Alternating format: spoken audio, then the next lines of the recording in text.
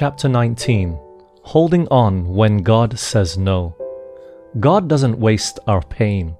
For I reckon that the sufferings of this present time are not worthy to be compared with the glory which shall be revealed in us. Romans chapter 8, 18.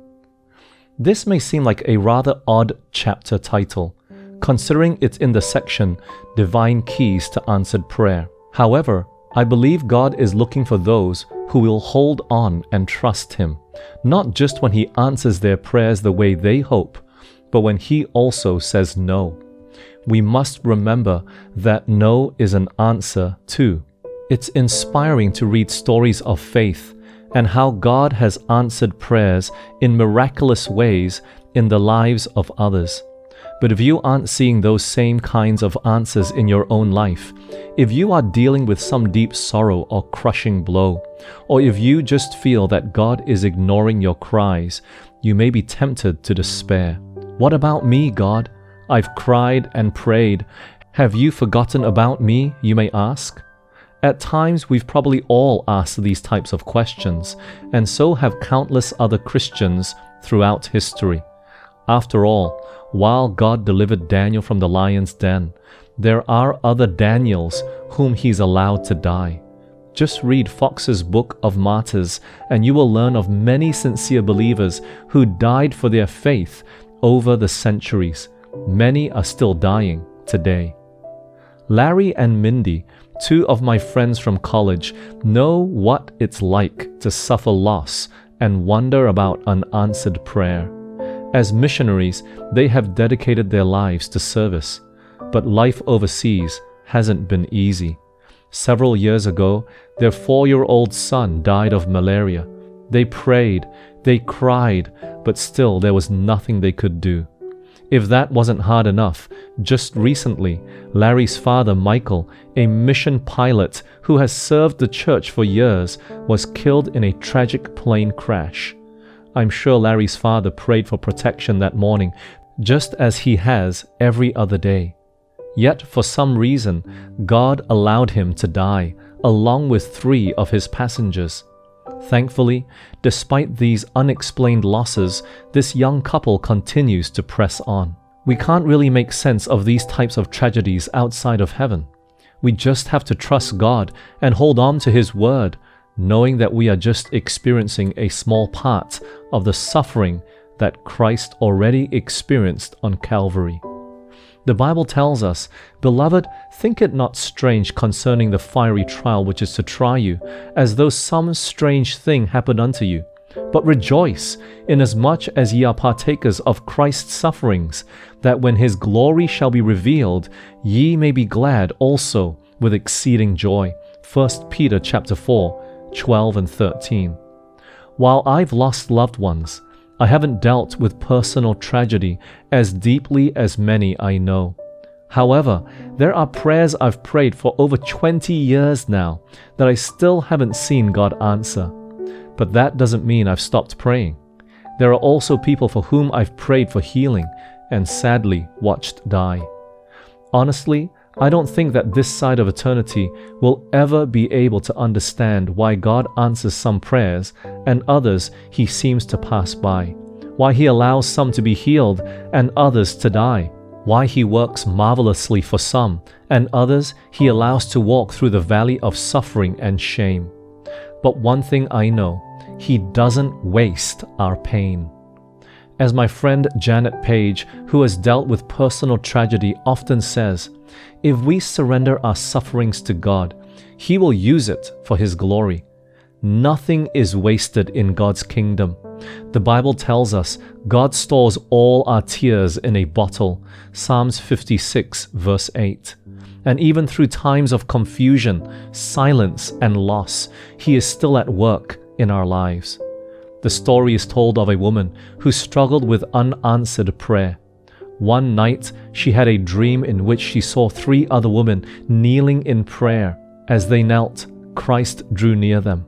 As He came near the first of the 3, He put His arms around her as He bent over her with love and tenderness and spoke encouraging words in her ears.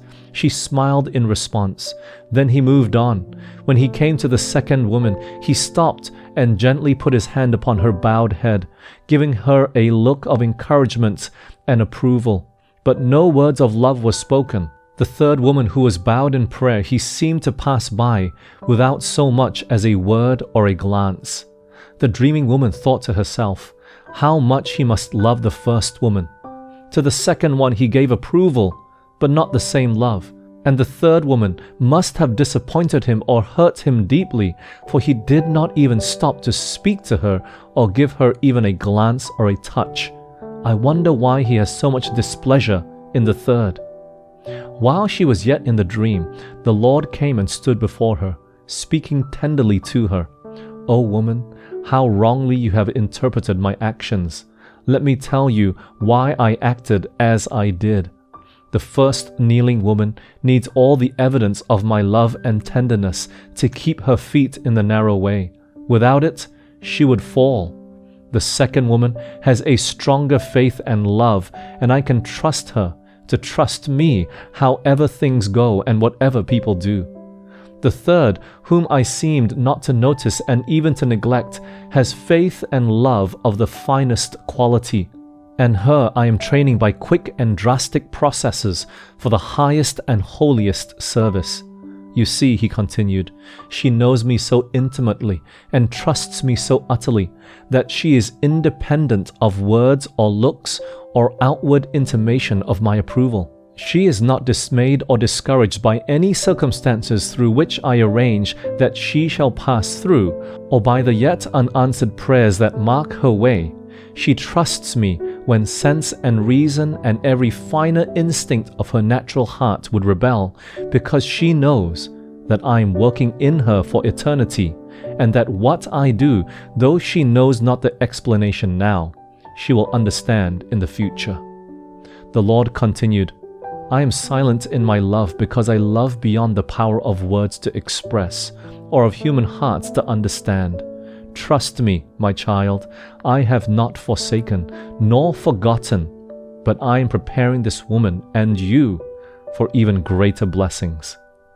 Do you feel forsaken or forgotten by the Lord today?